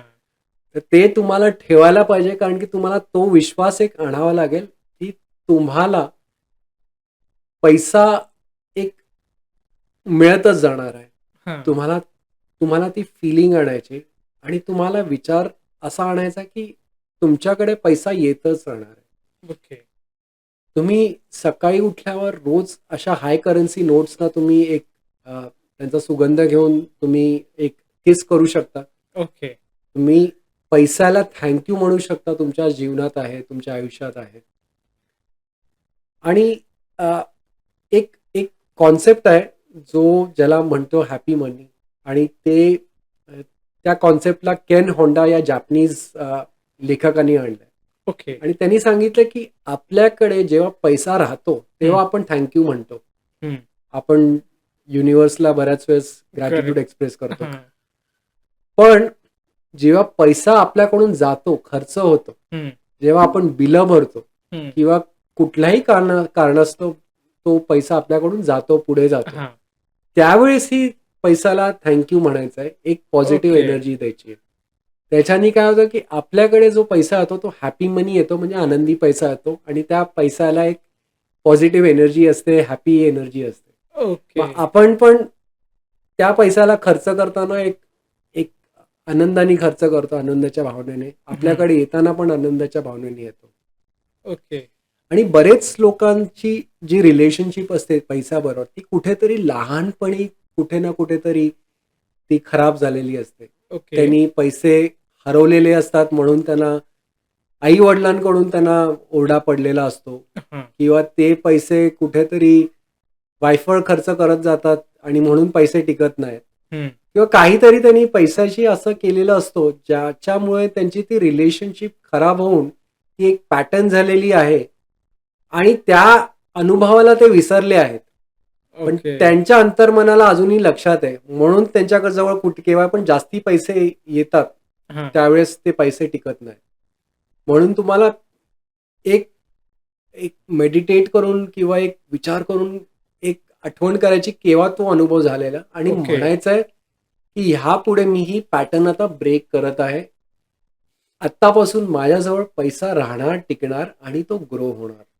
ओके. त्या जेव्हा भावनेने तुम्ही पैसा तुमच्या आयुष्यामध्ये मॅनिफेस्ट करायला जाता, तर हं. फार चांगला येतो, मोठा येतो. आणि सर्वात जी महत्त्वाची गोष्ट आहे, हं. ते म्हणजे माझ्या गुरूंनी मला हेच सांगितलं, की जेव्हाही पैसा येईल, तुला तुझं जे इन्कम आहे, म्हणजे आपल्या पुराणात वगैरे पण दिलंय आपल्या हं.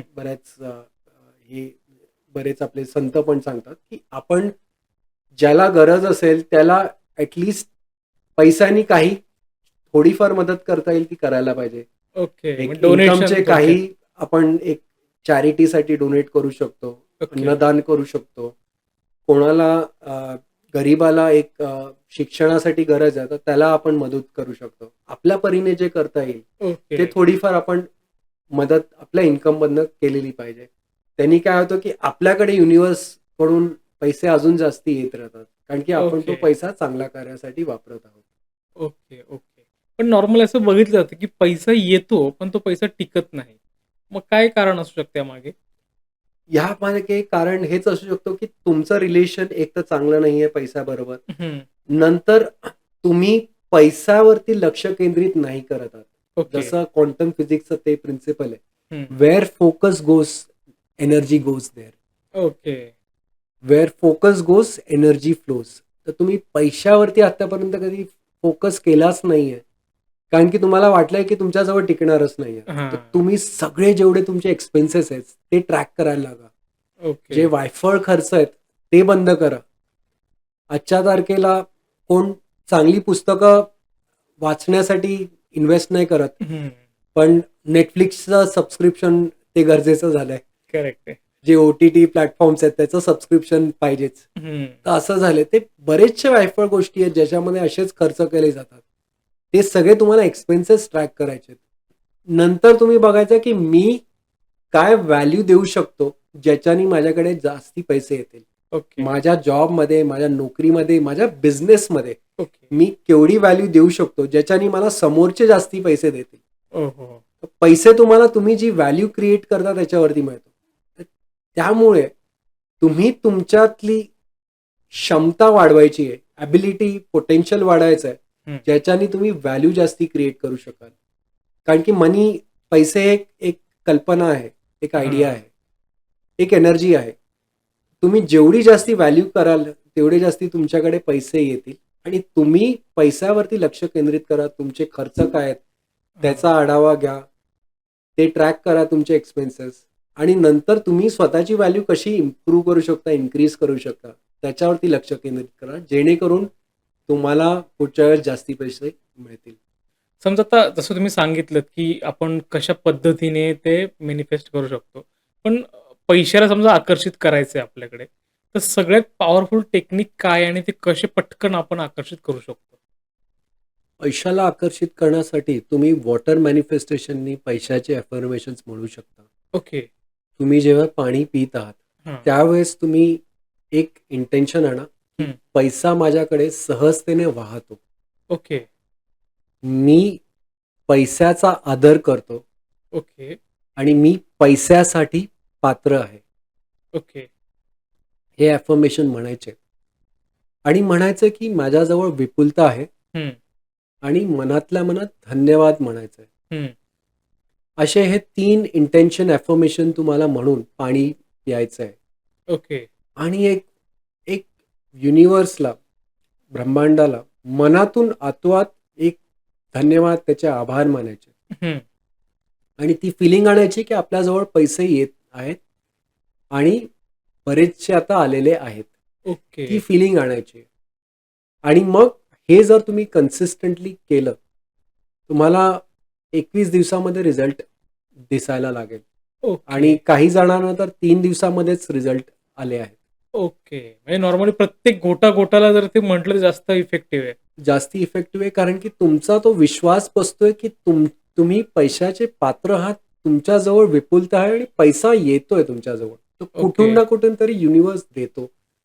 ओके. आणि तुम्ही हे पण एक इंटेन्शन आणा की तुमच्याजवळ पैसे येतायत ते वेगळ्या-वेगळ्या सोर्सेसपासून येतायत. ओके.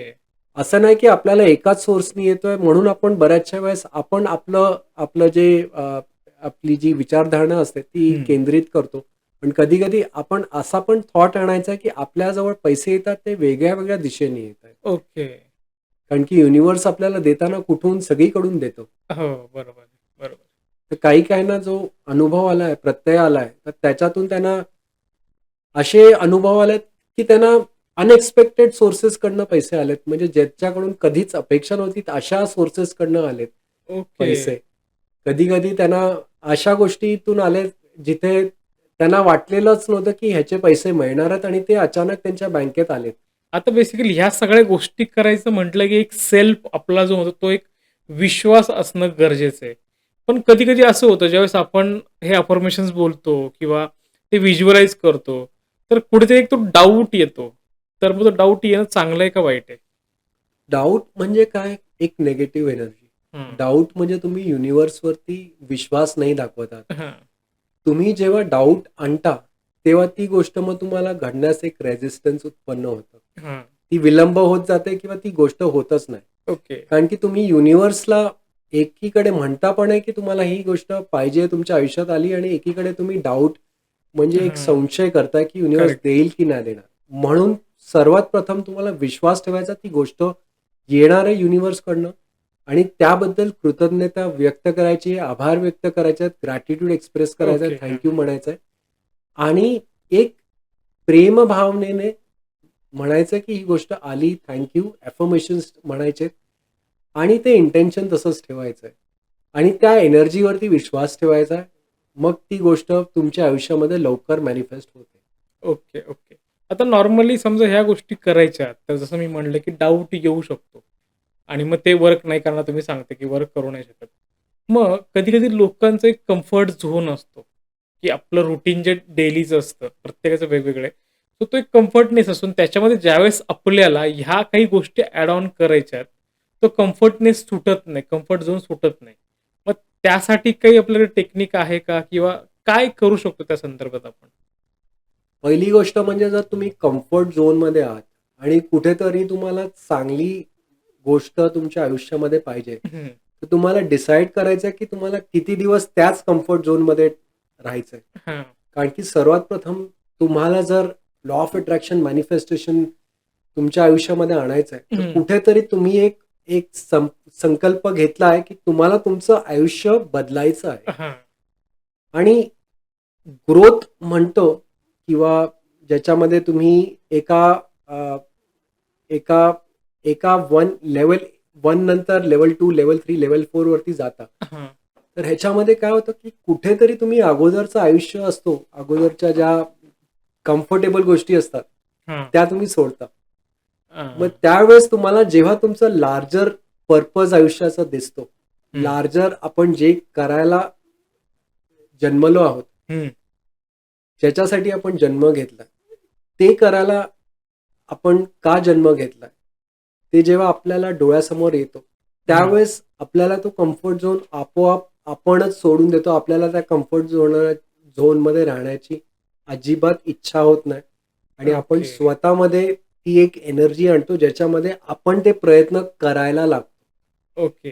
कुठेतरी आपण सांगतो, की मला हे कम्फर्टेबल आयुष्य नकोय, कारण की मला आता नेक्स्ट लेव्हलला जायचंय. मला ओके. अजून 3 लेव्हल वरती जायचंय, तर मी ह्या कम्फर्ट झोनमध्ये नाही राहू इच्छितो. मला हे ओके. कम्फर्ट आता सोडून द्यायचंय, कारण की माझं आयुष्याचं जे पर्पज आहे, ते हां. ध्येय आहे, ते फार मोठं आहे. त्याच्यासाठी मी ह्या वातावरणात नाही राहू शकणार, या सवयी नाही ठेवू शकणार. कुठेतरी ओके. तुम्हाला त्या गोष्टी सोडून द्याव्या लागतील. समजा आता आपण एखादी गोष्ट मॅनिफेस्ट करतोय पण आजूबाजूचं वातावरण जर निगेटिव्ह असेल, लोक जर आजूबाजूला निगेटिव्ह बोलत असतील, वागत असतील, तर हे वर्क करतं का? हा फार चांगला प्रश्न तुम्ही विचारलाय. कारण की माझा स्वतःचा हा बिलीफ आहे, की तुमचं वातावरण खूप महत्त्वाचं आहे आणि ते सर्वांनाच सर्वात सर्वांना सर्व वेळी चांगलं मिळतो असं नाहीये. ओके. पण आपण त्या वातावरणात आपण स्वतःमध्ये काय बदल घडवून आणू शकतो, हां. ज्याच्याने त्या वातावरणाचा आपल्याला जास्ती त्रास नाही होणार हं. आणि आपण स्वतःला इतकं पॉझिटिव्ह करू शकतो, की त्याच्याने आपण त्या वातावरणातून पण बाहेर निघू शकतो आणि एक चेंजेस आपल्यामध्ये आणू शकतो. ओके. आणि ते करणं फार महत्त्वाचं आहे. कारण की नेहमीच तुम्हाला परफेक्ट कंडिशन कधीच नाही मिळत आणि हां. जेवढे पण तुम्ही मोठे घडलेले व्यक्ती बघितलेत आत्तापर्यंत, प्रत्येकाला तसं वातावरण कधीच नव्हतं मिळालेलं. हां. आता इलॉन मस्कचं जर एक्झाम्पल घेतलं, तर त्याचं जे लहानपण होतं, ते एवढं काय असं सुंदर हां. असं नव्हतं किंवा स्टीव्ह जॉबचं पण एवढं काही असं हं. परफेक्ट असं नव्हतं. पण त्या लोकांनी स्वतःला तसं मोल्ड केलं, हां. की त्यांनी इतकी विल पॉवर ठेवली स्वतःमध्ये, की त्यांनी ते वातावरणातून बाहेर गेले आणि नवीन जग त्यांनी उभारलं. हां. ओके. तर म्हणूनच तुम्हाला तुमच्यामध्ये एफर्मेशन्सनी तुमची विल पॉवर इतकी स्ट्रॉंग करायची, तुमची एक एनर्जीज इतके स्ट्रॉंग करायचे, की तुमचं मॅनिफेस्टेशन काम करायला लागतो आणि हां. तुमचं वातावरण चेंज व्हायला लागतं. ओके. आणि त्याच्याने हळू तुम्हाला काय दिसेल, जे निगेटिव्ह लोकं होते तुमच्या आयुष्यामध्ये, हां. ते तुमच्यापासून लांब जातील. कारण की तुम्ही इतके जास्ती पॉझिटिव्ह होत चालले आहात. काही कारणास्तव ती लोकं लांब जातील किंवा ती लोकं तुमच्यापासून लांबच जातील आणि तेही कॉन्टॅक्टमध्ये नाही येणार. तुमचे जुने फ्रेंड्स असतील, जे तुम्हाला वाटतं की फार चांगले मित्र-मैत्रिणी आहेत. हं. पण ते कधी-कधी तुमचे शुभेच्छुक असतात असंच नाहीये. हां. ते तुम्हाला माहिती नसतो, पण तुम्हाला वाटतं की माझे फार चांगले आहेत. पण ते तुम्हाला कधी-कधी ते खाली खेचतात, मागे खेचतात. करेक्ट. तर ते पण तुमच्यापासून लांब जायला लागतील, जेव्हा ही मॅनिफेस्टेशनची तुम्ही एक टेक्निक वापरता.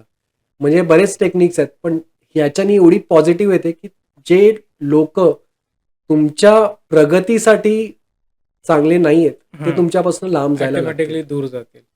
Okay, okay. आता समजा आता आपले व्हिडिओ पाहील किंवा असे खूप सारे व्हिडिओज आहेत आणि लोकांना मोटिव्हेशन प्रचंड मिळतं. पण गोष्ट काय होती, की समजा आपण ज्या टेक्निक सांगितल्या, जे व्हिज्युअलायझेशन सांगितलंय, ते ज्यावेळेस आपल्या आयुष्याचा एक भाग बनवायचा आहे. तर थोडक्यात त्याच्यासाठी एक डिसिप्लिन फॉलो करायचा आहे. पण तो डिसिप्लिन फॉलो होत नाही. काही कारणास्तव जसं म्हटलं, की प्रत्येकाचा कम्फर्टनेस असतो. तर ह्या गोष्टी लाईफमध्ये डिसिप्लिननी होतील, हे जर करायचं असेल, तर आपल्याकडे काय ऑप्शन आहे?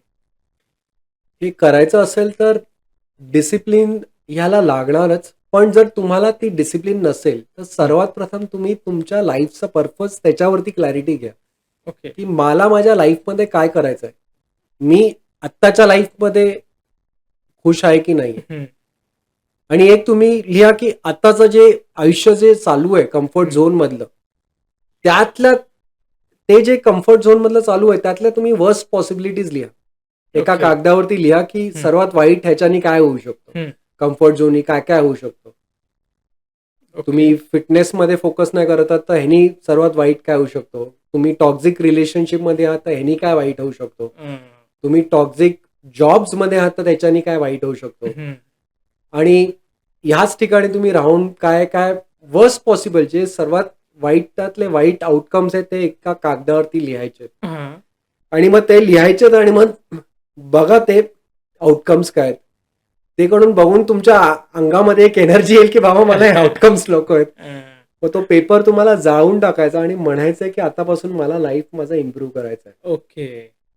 मग तुम्ही जे काय पॉझिटिव्ह हॅबिट्स आहेत, जे हं. काय बिहेवियर्स आहेत, जे गोल्स आहेत, जे तुम्हाला तुमच्यामध्ये चेंजेस आणायचे, ते सगळं तुम्ही आपल्या डायरीमध्ये लिहून काढा आणि ओके. मग स्वतःसाठी एक मास्टर प्लॅन डिसाईड करा, की ह्या गोष्टी मी यावेळेस इम्प्लिमेंट करणार आणि रोज गोल्ससाठी मी एवढा वेळ देणारच. ओके. त्याच्याने माझं आयुष्य असं सुधारेल. ओके. ओके. तर हे एक स्वतःवरची एक इन्व्हेस्टमेंट आहे, ज्याच्यामध्ये तुम्ही स्वतःवरती एक टाईमाची इन्व्हेस्टमेंट देताय, हां. शिकताय एका मेंटरकडून, एका गुरुकडून आणि स्वतःची ग्रोथ लवकर आणण्यासाठी तुम्ही हे प्रयत्न करत आहात. ओके. असं म्हटलं जातं, की लॉ ऑफ अट्रॅक्शनमध्ये सकाळची जी 30 मिनिटं आहेत, तर ती खूप इफेक्टिव्ह मानली जातात. तर जरा एक्झॅक्टली त्याविषयी सांगा?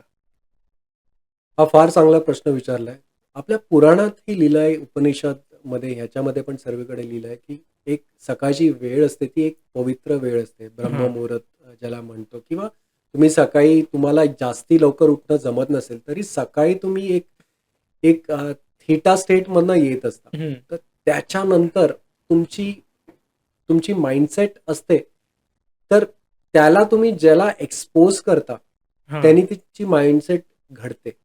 म्हणून एक सर्वात महत्त्वाची गोष्ट आहे म्हणजे सर्वात पहिले उठल्या-उठल्या तुम्ही मोबाईल आपला कधीच बघायचा नसतो. ओके. मोबाईल आपला लांब ठेवायचा आणि तुम्ही एक साध्या स्टेप्स करू शकता. म्हणजे एक ग्रॅटिट्यूडची प्रेयर हं. करू शकता. कृतज्ञता व्यक्त करू शकता, की 10 गोष्टी काय आहेत, ज्याच्याबद्दल मी ग्रॅटिट्यूड व्यक्त करू हां. शकतो. ह्या ग्रॅटिट्यूडने तुम्हाला एक तुमच्या आतमध्ये पॉझिटिव्हिटी येते. तुम्ही पास्टबद्दल ग्रॅटिट्यूड एक्सप्रेस करू शकता. म्हणजे तुमच्या ओके. भूतकाळाबद्दल, तुमच्या वर्तमान काळाबद्दल आणि तुम्हाला फ्युचरमध्ये भविष्यकाळात ज्या गोष्टी येणार आहेत, त्याच्याबद्दल पण तुम्ही ग्रॅटिट्यूड एक्सप्रेस करू शकता. एक्झॅक्टली काय? म्हणजे आता तुम्हाला जी गोष्ट मॅनिफेस्ट करायची, गाडी मॅनिफेस्ट करायची, हां. घर मॅनिफेस्ट करायचं आहे, चांगली रिलेशनशिप मॅनिफेस्ट करायची. हां. त्या गोष्टी तुमच्या आयुष्यामध्ये ऑलरेडी आहेत, असं हां. थँक यू म्हणू शकता ओके. युनिव्हर्सला. ओके. हां. की धन्यवाद युनिव्हर्स, माझ्या आयुष्यामध्ये एक चांगला लाईफ पार्टनर आहे. ओके. धन्यवाद युनिव्हर्स, माझ्या आयुष्यामध्ये एक चांगली गाडी आहे. ओके. माझा जॉब चांगला आहे. मला प्रमोशन मिळालं आहे. ओके. मला माझा बिझनेस फार चांगला ग्रो झाला आहे आणि माझा बिझनेस ह्याच्यामध्ये मला दर महिन्याला चांगला प्रॉफिट मिळतोय. हां. धन्यवाद युनिव्हर्स. माझे सर्वांबरोबर रिलेशन्स चांगले आहेत आणि माझं माझ्या लाईफ पार्टनर बरोबर रिलेशनशिप फार चांगलं आहे. ओके. माझं जे घर होतं, घराचं स्वप्न होतं, ते साकार झालं याबद्दल धन्यवाद. ओके. किंवा आत्ताच्या गोष्टी आहेत, त्याबद्दल तुम्ही युनिव्हर्सला धन्यवाद म्हणू शकता. ह्यानी हां. काय होतं, तुमची एनर्जी चेंज होते. ओके. नंतर तुम्ही होपोनोपोनो प्रेयर सुरू करू शकता, ज्याच्यामध्ये तुम्ही जे म्हणता, की मी माझ्या आयुष्याची 100% जबाबदारी घेतो किंवा घेते. हां. I am sorry, please forgive me, thank you, I love you. हां. ह्याच 4 गोष्टी म्हणायच्यात, अजून काय म्हणायचं? ओके. ते 11 वेळा तुम्ही म्हणू शकता. हां. 11 वेळा म्हणू शकता, 22 वेळाही म्हणू शकता. ह्या म्हणू शकता. ओके. नंतर तुम्ही एक व्हिज्युअलाइज करायचं आहे, की तुमचा आयडियल लाईफ काय आहे? ते ओके. व्हिज्युअलाइज करून डोळ्यासमोर आणायचं आहे आणि एक थँक यू म्हणायचं, की हे आलंय तुमच्या आयुष्यात, त्याबद्दल तुम्ही आभार व्यक्त करत आहात. थँक यू म्हणायचं. नंतर तुम्ही एक जर्नल लिहायचं आहे. हं. त्याच्यामध्ये मी तर रोज माझे 20 जे गोल्स असतात हां. आयुष्यामधले, ते मी लिहितो. ओके. आणि रोज नवीन गोल्स लिहितो. असं नाहीये की रोज एकच गोल लिहितो. जे पाहिजे ते ओके. गोल्स लिहितो. कधी-कधी ते रिपीट होतात, कधी-कधी वेगळे गोल्स येतात. हां. कारण की मला जरा माझ्या ब्रेनमधले न्यूरॉन्स त्यांना एक दिशा द्यायची असते, त्यांना ॲक्टिव्हेट करायचं असतं. म्हणून मी ओके. गोल्स लिहितो हं. आणि मी 20 गोल्स लिहितो. हं. किंवा तुम्ही जर्नलही करू शकता. म्हणजे जर्नल करताना तुम्हाला काय वाटतं, काही लिहायचं ते लिहू शकता. त्यांनी तुमचं माइंड क्लिअर होतं. ओके. नंतर तुम्ही गोल्स लिहू शकता. 20 गोल्स लिहू शकता. त्यांनी तुमच्या हं. माइंडमध्ये क्लॅरिटी येईल. ओके. आणि मग तुम्ही एक साधं 10 मिनिटाचं कुठलंही मेडिटेशन जे तुम्हाला योग्य वाटतं ते करू हं. शकता. ज्याने तुम्ही चार्ज अप होऊ शकता तुमच्या दिनक्रमासाठी. ओके. आणि नंतर तुम्हाला काय जी एक्सरसाइज करायची आहे, व्यायाम शाळेत जायचं आहे, जिम करायची आहे, झुंबा जे कम्फर्टेबल वाटतं ते हां. एक्सरसाइज करा, योगा करा. ज्याने तुमची एनर्जी लेव्हल अजून चांगली इम्प्रूव्ह होईल. ओके. बिकॉज मॅनिफेस्टेशन करताना तुम्हाला तुमच्या एनर्जीज हाय ठेवायच्या आहेत. हो. आणि जर तुम्ही एक्सरसाइज, योगा ह्या सगळ्या एक मेथोडॉलॉजीज वापरताय, तर त्याच्याने तुमचे एनर्जी लेव्हल्स इम्प्रूव्ह होतील. तुमचे इमोशनल स्टेट्स इम्प्रूव्ह होतात आणि ओके. तुमचं मॅनिफेस्टेशन लवकर साकार होतं. आता बराच वेळ झाला आपण या सगळ्या गोष्टीवर चर्चा करतोय. पण मग ऑडियन्सला रिलेट करण्यासाठी अशा काही फेमस स्टोरीज आहेत का, की ज्यांनी एखादी गोष्ट मॅनिफेस्ट केली होती, एखादं आयुष्य त्यांचं असावं होतं, असं त्यांनी मॅनिफेस्ट केलं होतं आणि त्यांनी ते आत्ता मिळवलंय? तर एक म्हणजे बऱ्याच अशा गोष्टी आहेत, आपल्याला भारतातही उदाहरणं आहेत, परदेशातही उदाहरणं आहेत. आता नुकताच झालेला एशिया कप, त्याच्यामध्ये तुम्हाला एक खेळाडू माहिती असेल, रिंकू सिंग. हां. तर तुम्ही क्रिकेटमध्ये तुम्हाला रस आहे का? हां. येस. नाही मी पाहिलं होतं ते. येस. हो. तर त्याच्यामध्ये त्यांनी म्हटलेलं, की त्याला विचारलं गेलेलं, त्याला सबंध टुर्नामेंटमध्ये चान्स नव्हता हं. मिळत आणि त्यांनी फक्त एवढंच मॅनिफेस्टेशन ठेवलेलं, की मी खेळतोय, मला माहिती नाही कसा खेळतोय, हं. पण मी फायनलचा विनिंग रन हां. मारतोय. आणि ते फायनलमध्ये तसंच झालं. शेवटच्या बॉलला करेक्ट, त्याला करेक्ट, एक शेवटचा बॉल होता, की मला आठवत नाही, पण त्यांनी तो विनिंग रन स्कोर केला आणि करेक्ट, त्याच्या बॅटून तो गेला. म्हणजे हे त्याचं मॅनिफेस्टेशन एवढं स्ट्रॉंग होतं, की करेक्ट. त्याला हां. त्याच्या टीमसाठी कॉन्ट्रिब्यूट करायचं होतं, करेक्ट, जे करेक्ट. त्यांनी केलं. हे एक उदाहरण आहे. नंतर जिम कॅरी एक हॉलिवूडचे मोठे प्रख्यात ऍक्टर आहेत. तर हं. त्यांनी मॅनिफेस्टेशन केलेलं. त्यांच्याकडे काही काम नव्हतं, काही नव्हतं. पण ते रोज त्यांनी एक ब्लँक चेकवरती $10 मिलियन स्वतःला दिलेले बरं. आणि त्यांनी तो चेक असा ठेवलेला, डेट पण लिहिलेली, ह्या तारखेला मला मिळणार आहे. आणि ते रोज बघायचे, व्हिज्युअलाइज करायचे, थँक यू म्हणायचे आणि फक्त तो बिलीफ आणायचे, ओके. विश्वास ठेवायचे, की हे कुठून ना कुठून तरी साध्य होणार, साकार होणार आणि युनिव्हर्सकडनं मिळणार. आणि त्यांना तसंच ओह! एक दिवशी रोल मिळाला फिल्ममध्ये, मूव्हीमध्ये आणि त्यांना $10 मिलियन तसे मिळाले. वाह! Okay, okay. तर ते तसं झालंय. आणि मला म्हणजे हे एक स्टीव्ह जॉब्स, ते तर एक त्यांनी Apple सारखी कंपनी हे केली. हां. पण त्याची पण एक स्टोरी आहे. ते Apple कंपनीमधनं त्याला काढलं गेलेलं आणि ओके. त्याला त्यांच्याच कंपनी, जी त्यांनी स्थापन केलेली, त्यांच्याच कंपनीमधून त्यांना फायर केलं. त्यांच्या बोर्ड मेंबर्सनी हं. त्यांनी फायर केलं आणि ते त्यावेळेस फार एकदम त्यावेळेस त्याला तो, त्याच्यासाठी तो कटू अनुभव होता. हां. ते मग गेले, मग इंडियात आले ओके. आणि ते बरेच काय का त्यांनी सगळी शहरं, सगळे गाव सगळीकडे फिरले, हिमालयात गेले हं. आणि मेडिटेशन वगैरे केलं त्यांनी हं. आणि मग इंडियातून आले आणि नंतर त्यांची विजन क्लिअर होती, की त्यांना ऍपल कुठे पाहिजे होती ओके. आणि ऍपल परत त्यावेळेस ऑलमोस्ट त्यांच्याकडे म्हणजे कॅश फ्लो इतका कमी होता, की 4 महिन्याहून पण कमी होता कॅश फ्लो त्यांच्याकडे कंपनीला सर्व्हाइव्ह करण्यासाठी. ओके. आणि सबंध कंपनी ती कोसळणार होती. हं. त्यावेळेस त्यांच्याकडे ऑप्शन होता. त्यांनी स्टीव्ह जॉब्सला परत बोलावलं आणि स्टीव्ह जॉब्सनी त्यांची विजन एवढी पॉवरफुल होती, की त्यांनी सर्वात प्रथम सांगितलं, की मला ह्या गोष्टी 4 गोष्टींवरतीच फोकस ठेवायचा आहे. हां. बाकीचे जे प्रॉडक्ट्स आहेत ते कंपनीला उपयोगाचे नाहीयेत, ते हं. काढून टाका, बंद करा. मग त्यांनी 4 फोकस एरियाजच ठेवले आणि कंपनीला एक डायरेक्शन दिली, जी त्यांची विजन होती आणि त्याच्याप्रमाणे ते काम करू लागले. ओके. आणि नंतर त्यांनी कंपनी जी टर्न अराउंड केली, ती आज $1 ट्रिलियन कंपनी आहे. करेक्ट. सर्वात मोठी कंपनी हं. जगभरात. बरोबर. आणि ती अशी कंपनी होती, जिच्याकडे 4 महिने सर्व्हाइव्ह करण्याची ताकद नव्हती आणि त्या कंपनीमध्ये स्टीव्ह जॉब्सना त्या लोकांनी फायर केलेलं आणि परत त्यांना बोलवावं लागलं करेक्ट. कंपनी रिवाईव्ह करायला. तर ही फार एक मोठी स्टोरी आहे त्यांची.